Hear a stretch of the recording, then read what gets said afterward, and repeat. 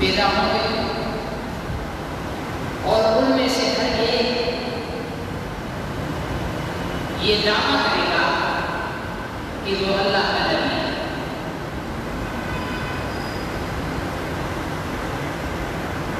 لیکن ایک بات یاد کرو، انا خاتم النبیین لا نبی بعدی، میں آخری نبی ہوں، میرے بعد کوئی نبی نہیں ہے۔ پھر حضور علیہ السلام کی اس پیش گوئی کی ابتدا حضور علیہ السلام کے زمانے میں ہو گئی۔ مسیلمہ کذاب، اسود عنسی اور اس قسم کے دوسرے مدعیان نبوت حضور علیہ السلام کے حیات طیبہ میں ہی انہوں نے نبوت کا دعویٰ کیا، اور حضور علیہ السلام نے ایک مدعی نبوت اسود عنسی کو خود لشکر بھیج کر قتل کروایا۔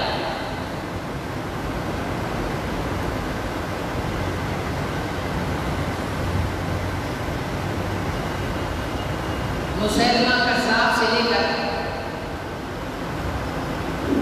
مرزا غلام احمد قادیانی تک 23 مدعیان نبوت پیدا ہوئے۔ 23 مرزا غلام احمد قادیانی 23 میں آئے۔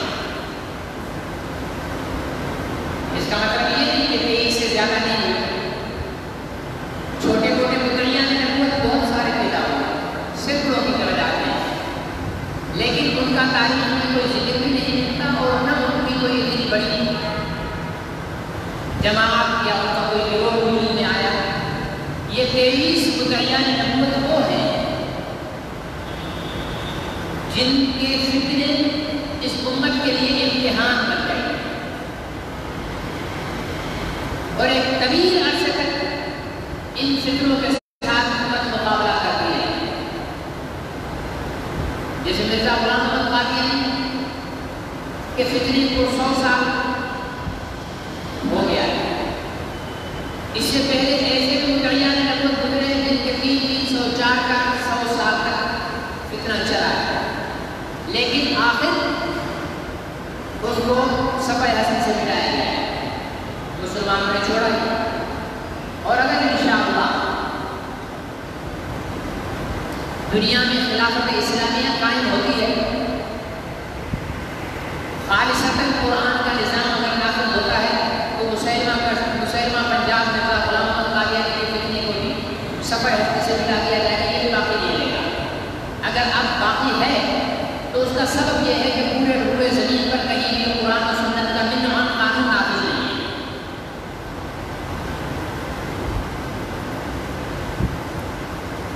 حضور علیہ السلام نے فرمایا کہ 2 نشانیاں بیان کروائی، یہ جو نبوت کا دعویٰ کرنے والے ہوں گے، ایک تو یہ بہت بڑے جھوٹے ہوں گے،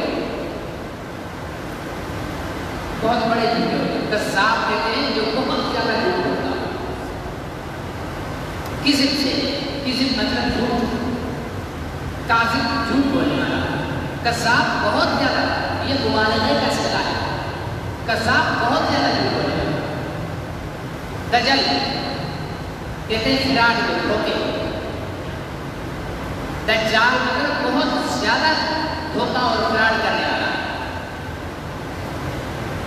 اور اس سے بڑا جھوٹ اور اس سے بڑا فراڈ کیا ہوگا کہ حضور علیہ السلام خاتم الانبیاء ہیں، اس کے بعد بھی کوئی شخص نبوت کا دعویٰ کر کے کھڑا ہو جائے کہ میں اللہ کا نبی ہوں، میرے خیال سے اس سے بڑا اور کوئی جھوٹ اور دجل نہیں ہو سکتا۔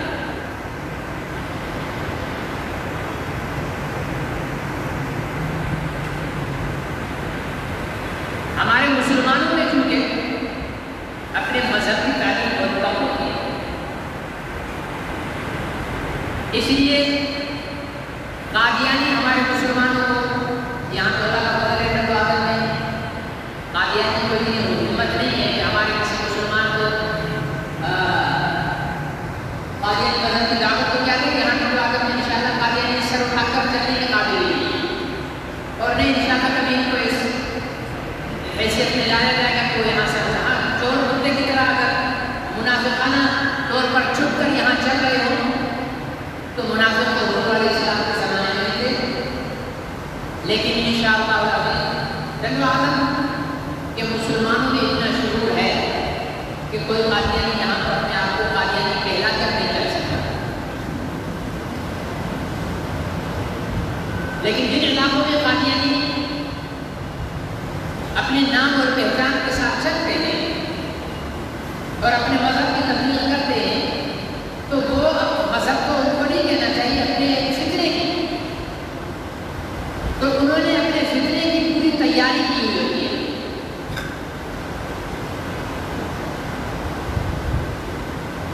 ڈاکو جو ہوتا ہے، ڈاکو وہ ڈاکہ ڈالنے کے لیے جب نکلتا ہے تو ہر قسم کا ہتھیار ساتھ رکھتا ہے،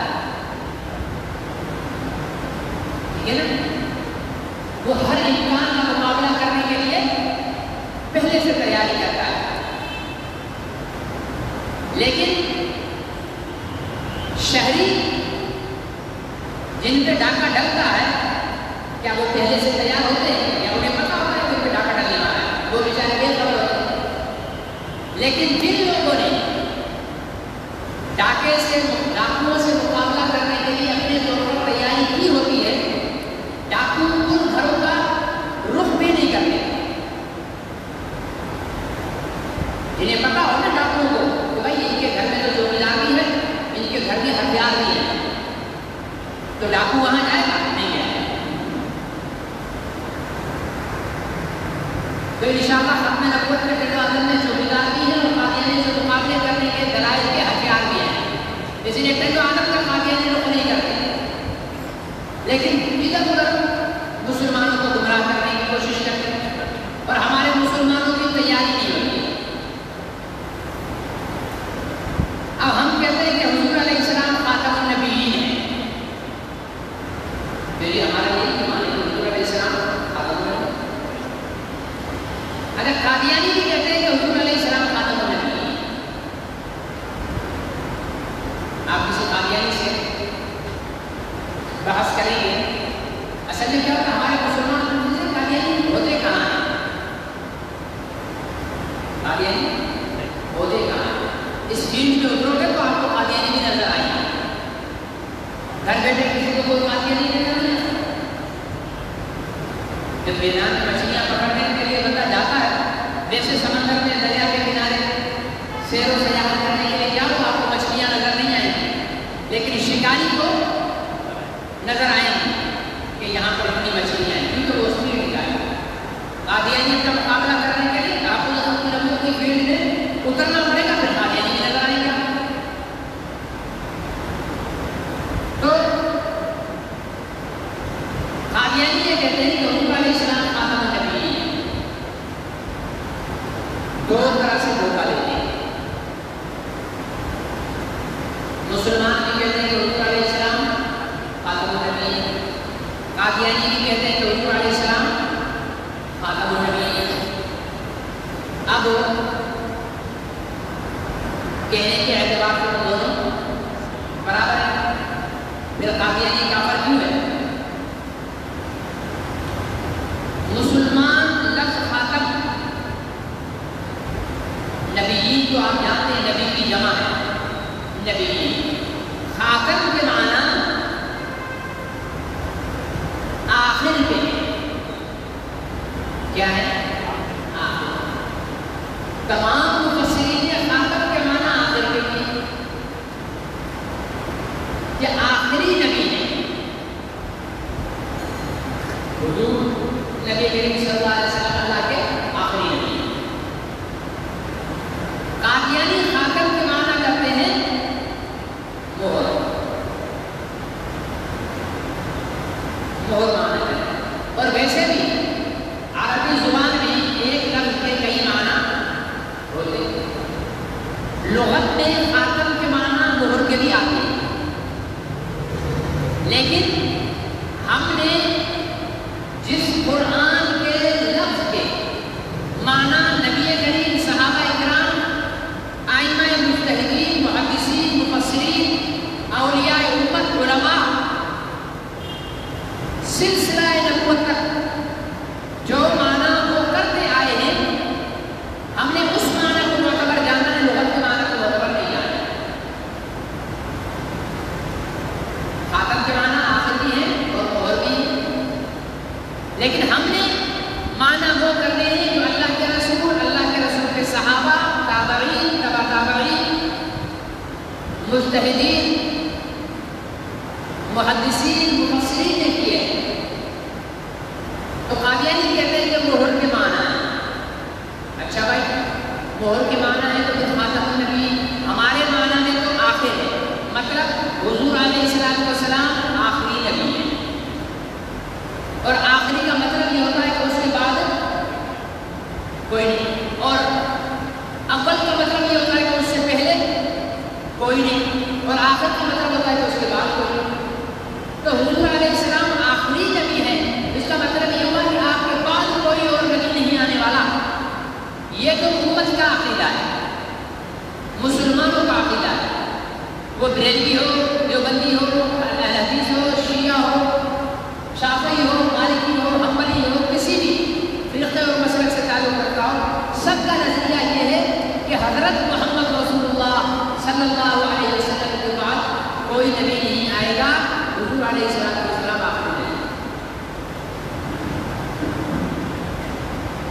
قادیانی کہتے ہیں کہ حضور علیہ السلام نبیوں کی مہر ہے.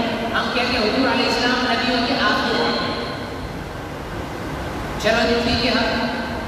اب آپ بتاؤ کہ مہر کے معنی مہر کے معنی یہ ہے کہ حضور علیہ السلام جس پر مہر لگائیں گے وہ نبی بنتا جائے گا.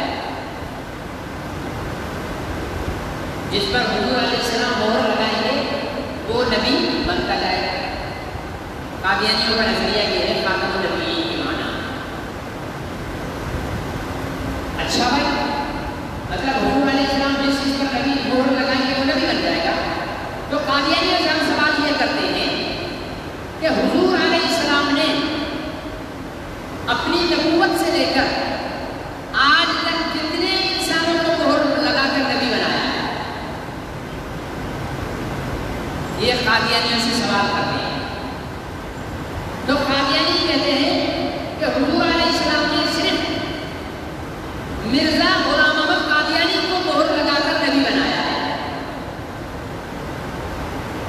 مطلب صرف ایک کو نبی بنایا ہے، کتنوں کو؟ ایک۔ تو مسلمان یہ کہتے ہیں کہ بھائی مرزا غلام احمد قادیانی اگر نبی مہر لگا کر نبی بنانا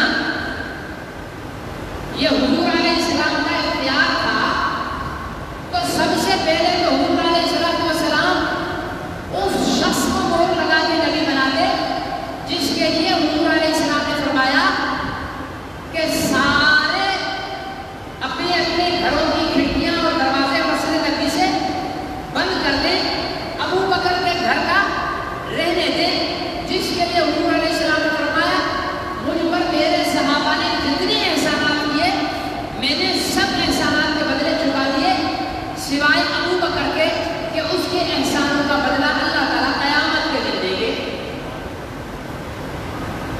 اگر حضور علیہ السلام مہر لگا کر نبی بناتے ہیں اور حضور علیہ السلام صاحب خاتم یعنی وہ مہر والے نبی ہیں تو پھر حضور علیہ السلام سب سے پہلے تو ابو بکر کو نبی بناتے ہیں۔ ہم جب قادیانی سے پوچھتے ہیں کہ ابو بکر کو نبی بنایا تو وہ کہتے ہیں کہ نہیں۔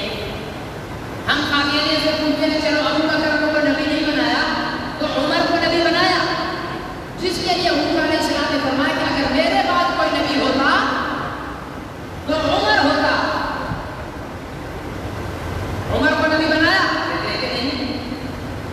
ہم قادیانیوں سے جب پوچھتے ہیں کہ چلو ابو بکر اور عمر کو نبی نہیں بنایا، حضرت عثمان کو نبی بنایا جس کو حضور علیہ السلام نے اپنی 2 بیٹیاں عقد میں دی، تو قادیانی انکار کرتے ہیں کہ عثمان کو بھی نبی نہیں بنایا۔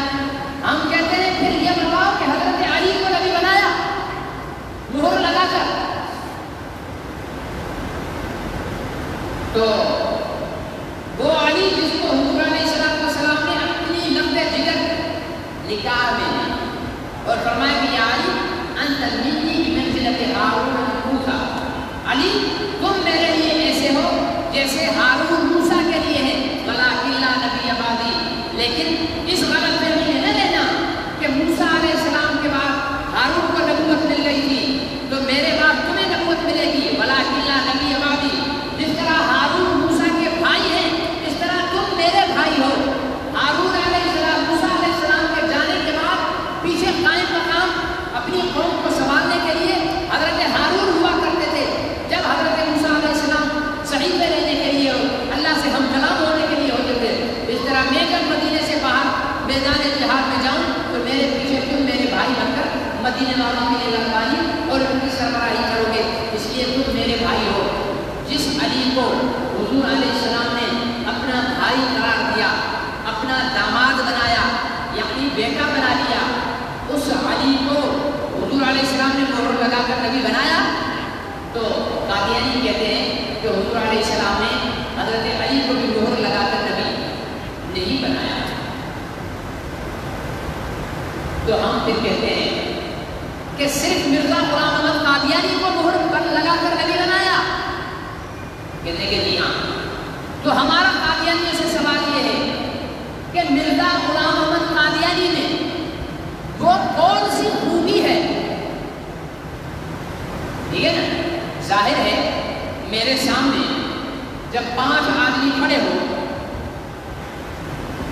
خوبصورت، حسین و جمیل، تندرست و توانا، اور 5واں آدمی ایک مریل بد شکل ہو، اس میں کوئی خوبی نہ ہو، اگر میں 4 دنوں کو چھوڑ کر اس 5ویں کو انعام یا ایوارڈ دے دوں تو دنیا تو سوال اٹھائے گی نا کہ جناب ان 5 میں وہ ایسی کون سی خوبی اور کمال ہے جو ان 4 میں تو نہیں اس ایک میں ہے؟ نہیں غلط۔ تم قادیانی کہتے ہو کہ حضور علیہ السلام نے ابو بکر کو بھی نبوت کی مہر لگا کر نبی نہیں بنایا، عمر کو بھی نبی کی مہر لگا کر نبی نہیں بنایا، عثمان کو بھی نبوت کی مہر لگا کر نبی نہیں بنایا، علی کو بھی نبوت کی مہر لگا کر نبی نہیں بنایا، صرف مرزا غلام احمد قادیانی کو نبی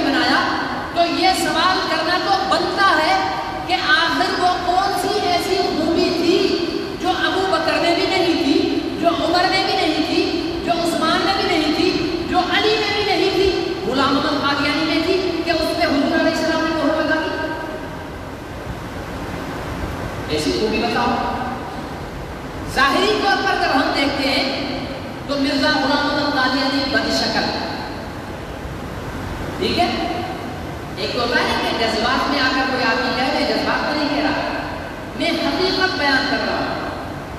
تم مرزائیوں سے اس کے مرزا غلام احمد قادیانی کی تصویر مانگو، وہ نہیں دے گی، کیونکہ وہ خود بھی سمجھتے ہیں کہ یہ بدتماش انسان کی شکل ہی ایسی ہے کہ جسے دکھائی جائے گی تو وہ بھی یہ کہے گا کہ یہ نبی ہے.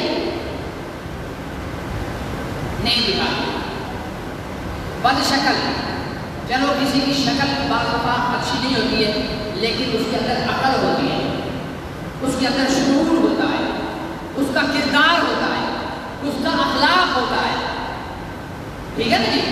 تو اس کی دیگر خوبیاں اس کی شکل کے عیب کو چھپا دیتی ہیں.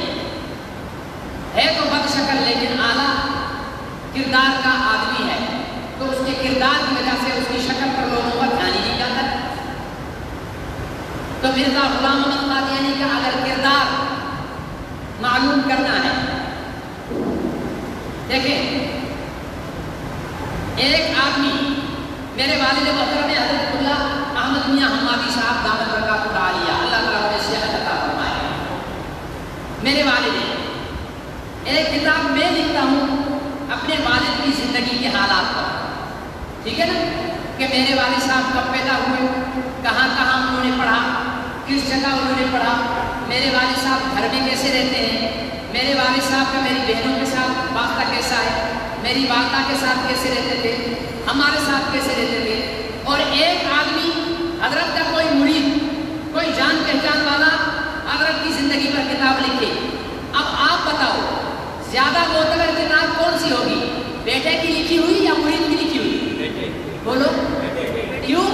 اس لیے کہ بیٹا گھر کے اندر کو بھی جانتا ہے، گھر کے باہر کو بھی جانتا ہے. اگر بیٹا لکھ دے کہ میرا باپ چور ہے تو دنیا مانے گی کہ بیٹا لکھ رہا ہے. صحیح ہے یا غلط ہے؟ اگر بیٹا لکھ دے کہ میرا باپ شراب پیتا ہے تو دنیا کہے گی یا کوئی اور لکھتا تو بات تھی، یہ تو اپنا بیٹا بول رہا ہے، لگتا ہے کہ پیتا ہوگا. اللہ تعالیٰ اپنے محبوب صلی اللہ علیہ وسلم کا مقابلہ کرنے والوں کو بہت زیادہ ذلیل کرتے ہیں، کیونکہ اللہ کو اپنا شرک، اپنی ذات کے ساتھ شرک کرنے والے دھرتی پر برداشت ہیں. ٹھیک ہے، اپنی ذات کے ساتھ شرک کرنے والے لوگ اللہ کو برداشت ہیں، لیکن اپنے محبوب کی گستاخی اور اپنے محبوب کا مقابلہ کرنے والے لوگ اللہ کو عزت کے ساتھ جیتے ہوئے قبول نہیں ہیں. آپ تاریخ اٹھا کر دیکھ لیجیے، فرعون نے خدائی کا دعویٰ کیا، اللہ نے اسے رہنے دیا. جب فرعون نے موسیٰ سے ٹکر کھائی، اللہ نے ذلیل کر دیا. نمرود خدائی کا دعوے دار تھا، لیکن جب ابراہیم سے ٹکر کھائی تو ہلاک کر دیا. ابو جہل، ابو لہب صدیوں سے 360 بتوں کو اللہ کا شریک بنا رہے تھے. اللہ کھلا بھی رہے تھے، پلا بھی رہے تھے، لیکن جب ابو لہب نے پتھر اٹھا کر حضور علیہ السلام پر مارنے کی کوشش کی، اللہ تعالیٰ نے اس کے ہاتھ بھی توڑ دیے اور اس کو عبرتناک موت مارا. یہ چیز بتاتی ہے کہ اللہ کو اپنی ذات پر حرف تو گوارا ہے، اسے تو تحمل اور برداشت کے ساتھ اللہ تعالیٰ قبول فرما لیں گے کہ کوئی بات نہیں، اس کے بھونکنے سے کچھ نہیں ہوگا.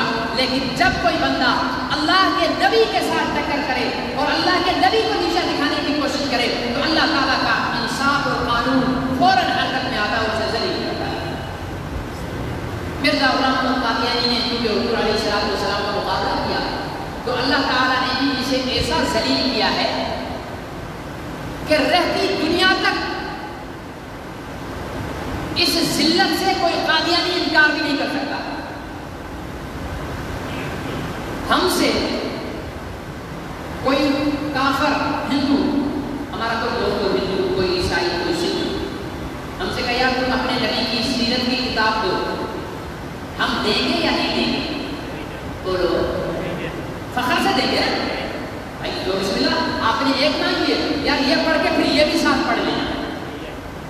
صحیح ہے غلط ہے؟ ہم سے کوئی کافر نبی کی سیرت پر کتاب مانگے، ہمیں کہے کہ یا سیرت النبی پر کوئی کتاب کو، ہم وہ ایک مانگے گا ہم 2 دے دیں گے، 4 دے دیں گے کہ بھائی اس کے بعد یہ بھی پڑھ لینا، یا اس کے بعد یہ بھی پڑھ لینا، ٹھیک ہے؟ کیوں؟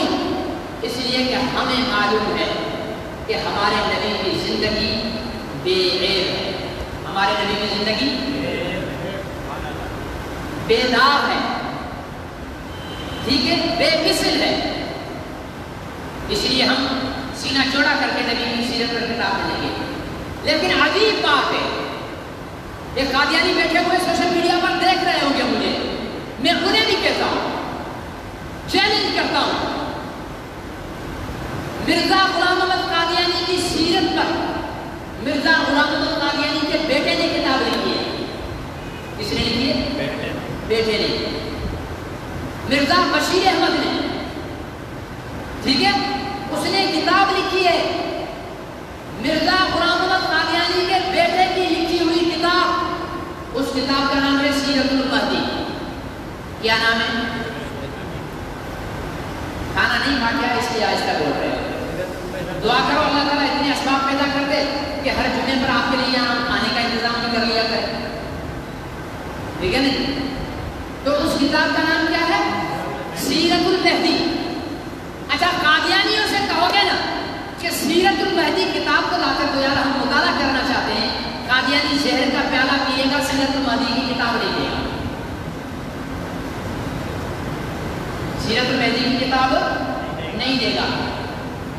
اس کے سامنے زہر کا پیالہ رکھ دو اور ایک ہاتھ خالی رکھ دو کہ بھائی اس ہاتھ میں سیرت المہدی رکھ دے یا یہ پیالہ پی لے، وہ یہ خوشی سے پیالہ پی لے گا لیکن سیرت المہدی کی کتاب نہیں لے گا۔ میرے پاس رکھی ہے، لانا بھول گیا، میں اس دکھاتا کہ اس نے کیا کیا ہے۔ اس کے بیٹے نے لکھا ہے، اس نے لکھا ہے حضرت صاحب کبھی کبھار زنا کر لیا کرتے تھے، بیٹے نے لکھا ہے حضرت صاحب کبھی کبھار زنا کر لیا کرتے تھے۔ اب آپ بتاؤ، بیٹا باپ کے لیے لکھے کہ زنا کرتا تھا، یہ سچ ہوگا یا جھوٹ ہوگا؟ بولو، سچ ہوگا۔ مطلب یہ ہوا کہ مرزا غلام احمد قادیانی زانی تھا، زانی، زنا کرنے والا انسان شریف ہو سکتا ہے، غیرت مند ہو سکتا ہے، عزت والا ہو سکتا ہے۔ مرزا غلام احمد قادیانی کا اپنا بیٹا لکھ رہا ہے کہ حضرت صاحب کبھی کبھار زنا کر لیا کرتے تھے۔ دوسری بات، مرزے کے بیٹے نے لکھا ہے کہ مرزا غلام احمد قادیانی شراب بھی پیا کرتے تھے۔ شراب، اسلام میں شراب حلال ہے کہ حرام ہے؟ ہاں جی، حرام ہے۔ اور مرزا غلام احمد قادیانی بقول اس کے بیٹے کے شراب پیا کرتا تھا۔ شراب پینے والا نشئی ہوا یا نہیں ہوا؟ تو نشئی کبھی نبی ہوتا ہے؟ نہیں ہوتا۔ سیرت المہدی کے اندر لکھا ہوا ہے کہ حضرت صاحب ساری زندگی گزار دی لیکن دائیں بائیں جوتے کا فرق حضرت کو پتہ نہیں تھا۔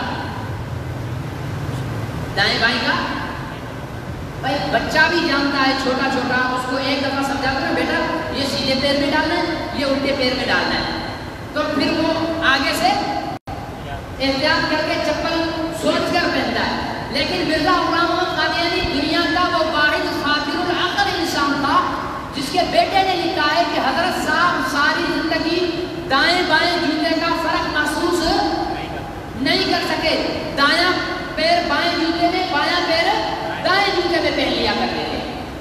نمبر 1 یہ میں آپ کو بتا رہا ہوں، اور میں چیلنج کرتا ہوں اگر کوئی ابھی نہیں سن رہا ہوگا تو میرے پاس فیس بک پہ قادیانی ایڈ ہے، میں ان کو چیلنج کرتا ہوں میرے ساتھ بات کریں اس موضوع پر۔ دوسری بات، اسی سیرت المہدی کے اندر لکھا ہے کہ مرزا غلام احمد قادیانی کو سلسل بول کی بیماری تھی۔ کیا تھا؟ یہ تو مرزے نے خود بھی کہا ہے کہ مجھے سلسل بول، مطلب مسلسل بیماری پیشاب کی، اور کہا کہ 100 دفعہ دن میں پیشاب کرتا ہوں۔ کتنی دفعہ؟ 100 دفعہ۔ دن میں گھنٹے کتنے ہوتے ہیں؟ دن رات میں 24 گھنٹے ہوتے ہیں۔ اگر ایک آدمی 100 دفعہ 24 گھنٹے میں پیشاب کرے تو تقسیم کر کے بتا دو کہ کتنے منٹ کے بعد پیشاب کرتا ہے. کوئی میتھ کا ماہر ہوگا تو وہی بتا سکے گا. بھلے ابھی نہیں لیکن مجھے بتا دینا, پھر اگلی تقریر میں لوگوں کو بھی بتا دوں گا. 100 دفعہ اگر ایک آدمی 24 گھنٹے میں پیشاب کر رہا ہو, ٹھیک ہے نا, تو وہ 100 دفعہ جو پیشاب کر رہا ہے 24 گھنٹے میں, تو میرے خیال سے بمشکل 5-7 منٹ جا کر بنتے ہیں. ہر 5-7 منٹ کے بعد مرزا غلام محمد قادیانی کے بقول کو پیشاب کر رہا ہے, تو جب 5-7 منٹ کے بعد پیشاب کر رہا ہے وہ نماز کا پڑھتا ہو.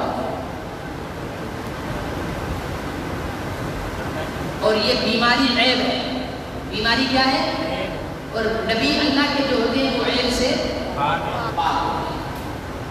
اچھا لکھا ہے کہ حضرت صاحب کو گڑ کھانے کا بہت شوق تھا. گڑ کھانے کا شوق تھا. کوئی بری بات نہیں ہے, گڑ کھانا بری بات نہیں ہے, بلکہ اچھی چیز ہے, میٹھا ہے, آپ کو ہمیں بھی کھانا چاہیے. لیکن اگلی بات سنو, کہا کہ حضرت صاحب سلسل بول کی وجہ سے اپنے صدری کی جیب میں مٹی کے ڈھیلے بھی رکھا کرتے ہیں. پیشاب آتا تھا نا بار بار, تو اب پیشاب کریں تو کہاں سے پتھر ڈھونڈیں, تو حضرت صاحب نے جیب میں ہی رکھے ہوئے تھے.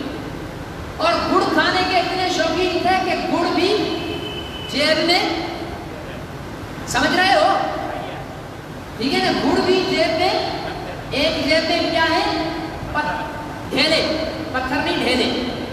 پیشاب خشک کرنے کے لیے پیشاب کر کے بندہ ڈھیلا استعمال کرتا ہے نا, آج کل تو ٹشو آ گئے, ٹھیک ہے نا جی, تو ڈھیلے. اور دوسری جیب میں گڑ. ڈھیلے رکھنے کی مجبوری یہ ہے کہ پیشاب بار بار آتا ہے, اور گڑ رکھنے کی مجبوری یہ ہے کہ گڑ کھانے کے حضرت صاحب کیا ہے شوقین ہیں. اگلی بات سنیے, کہا کبھی حضرت صاحب گڑ کی جگہ ڈھیلے کو تناول فرما لیا کرتے تھے, اور ڈھیلے کی جگہ گڑ کو استعمال کر لیا کرتے تھے. یہ میں نے نہیں لکھا ہے,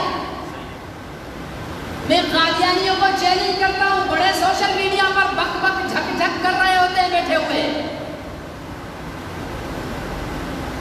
گڑ کی جگہ ڈھیلا کھا لیتے تھے, اور ڈھیلے سے پیشاب سکھانا ہے تو گڑ سے پیشاب سکھا لیا کرتے تھے.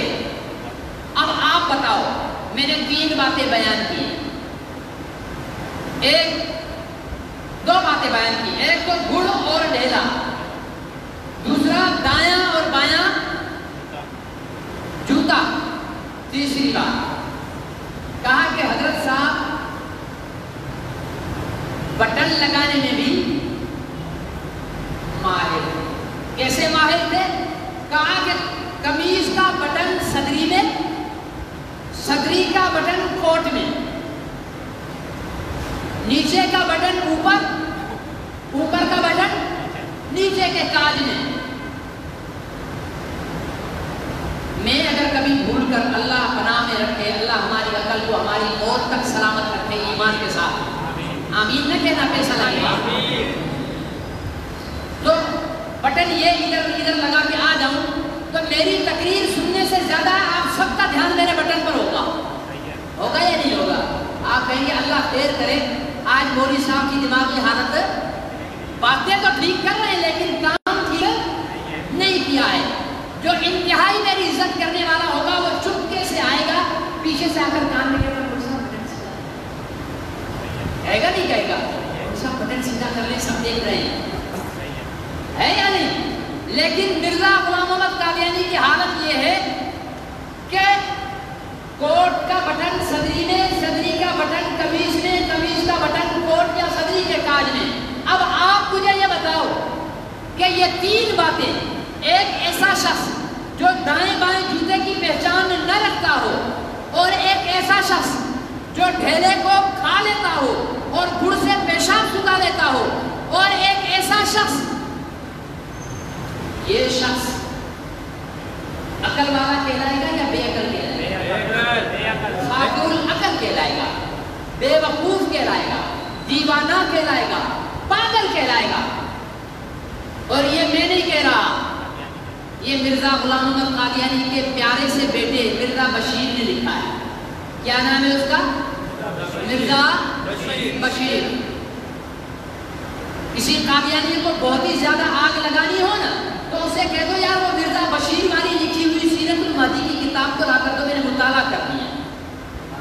ایسے آگ لگے گی جیسے آپ نے پیٹرول کو پیلی دکھا دی. نہیں لائیں گے. میں قادیانی سے پوچھتا ہوں کیوں نہیں دیتے ہو تم؟ ہم سے محمد رسول اللہ کی سیرت مانگو. میں آپ کو علامہ نعمانی کی سیرت لا کر دے دوں گا. میں اپنا علامہ ندوی کی سیرت لا کر دے دوں گا. میں حضرت ابن عباس کی سیرت لا کر دے دوں گا. میں حضرت ابن مسعود کی سیرت لا کر دے دوں گا. میں جدید دور کے تقی عثمانی کی لکھی ہوئی سیرت لا کر دے دوں گا. میں یوسف لدھیانوی کی سیرت لا کر دے دوں گا. میں بریلوی عالم کی سیرت لا کر دے دوں گا. میں اہل حدیث عالم کی لکھی ہوئی سیرت لا کر دے دوں گا. میں شیعہ عالم کی لکھی ہوئی سیرت لا کر دے دوں گا. اس لیے کہ میں جانتا ہوں کہ محمد رسول اللہ اللہ کا وہ محبوب ہے کہ اس کی لکھی ہوئی سیرت. ارے تم مسلمانوں کی بات چھوڑو, میں فخر سے ہندو کے قلم سے لکھی ہوئی بھی سیرت النبی کی کتاب لا کر قادیانیوں کے منہ پہ ماروں گا کہ پڑھ لو. نبی ایسا ہوتا ہے کہ جس کی سچائی, دیانت, امانت, صداقت اپنے تو بیان کرتے ہیں پر دشمن بھی ان کے لیے گاتے ہیں. اس لیے کہ مجھے یقین ہے کہ میرا نبی بے عیب ہے. دل کر بولو میرا نبی بے عیب ہے. قادیانیوں, تم مرزا غلام احمد قادیانی کو محمد رسول اللہ کی مسند پر بٹھاتے ہو. ہمارے جذبات تو یہ ہے کہ تمہارا سر تن سے جدا کر دیں. ہمارے جذبات تو یہ ہے کہ خنجر تمہارے سینوں میں اتار دیں. ہمارے جذبات تو یہ ہے کہ ایک لمحے کے لیے تمہیں زمین پر زندہ رہنے نہ دیں.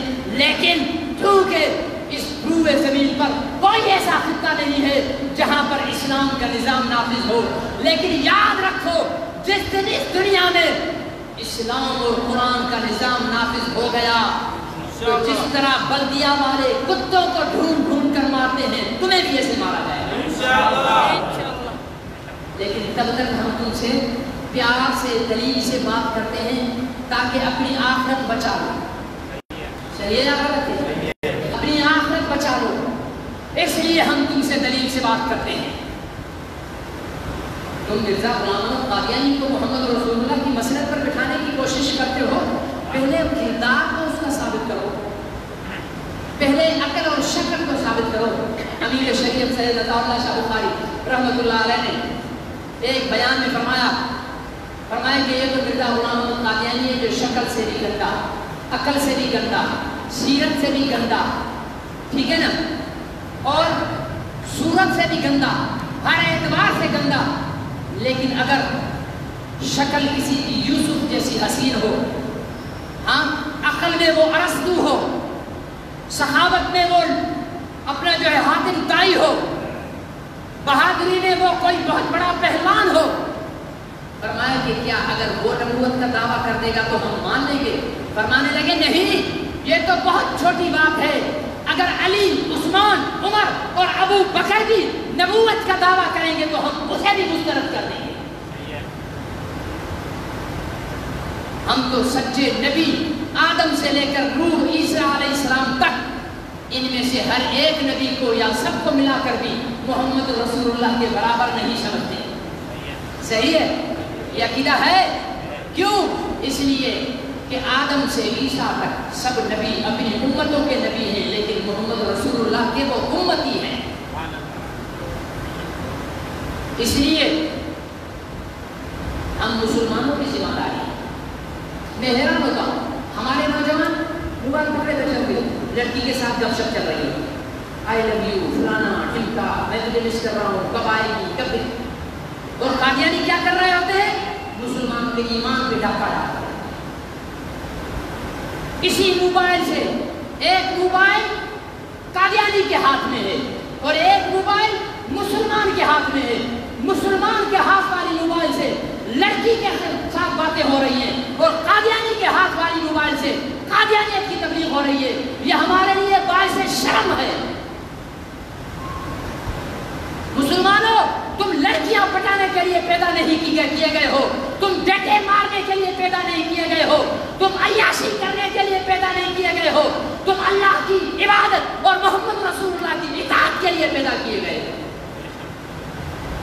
اپنی صلاحیتوں کو اس کے لیے خرچ کرو. کم سے کم درجہ کیا ہے؟ ٹھیک ہے ٹنڈو آدم میں قادیانی نہیں ہے، کہو الحمدللہ. مجھے یاد ہے ایک مرتبہ حضرت والد صاحب کے جوانی کے دور کی بات ہے کہ ایک شخص نے آ کر حضرت سے بتایا حضرت میں سانگڑ سے چڑھا، 2 آدمی بیٹھے ہوئے اگلی سیٹ پہ باتیں کر رہے تھے، گپ شپ مار رہے تھے. باتوں سے پتا چلا کہ یہ قادیانی ہے. میں ان کی باتیں سنتا رہا. کہا کہ ٹنڈو آدم میں داخل ہوئے، آپس میں کہنے لگے ہون چپ ہو جا، حمادی دا شہر آ گیا. کیا کر؟ ہون چپ ہو جا، حمادی دا شہر آ گیا. یہ حمادی کا شہر نہیں ہے، لیکن قادیانیوں کے ذہن میں ہے کہ ٹنڈو آدم حمادی کا شہر ہے. اس نے ٹنڈو آدم کے ایک ایک بچے کے دل میں قادیانیت کے لیے نفرت کی آگ بھر دی ہے.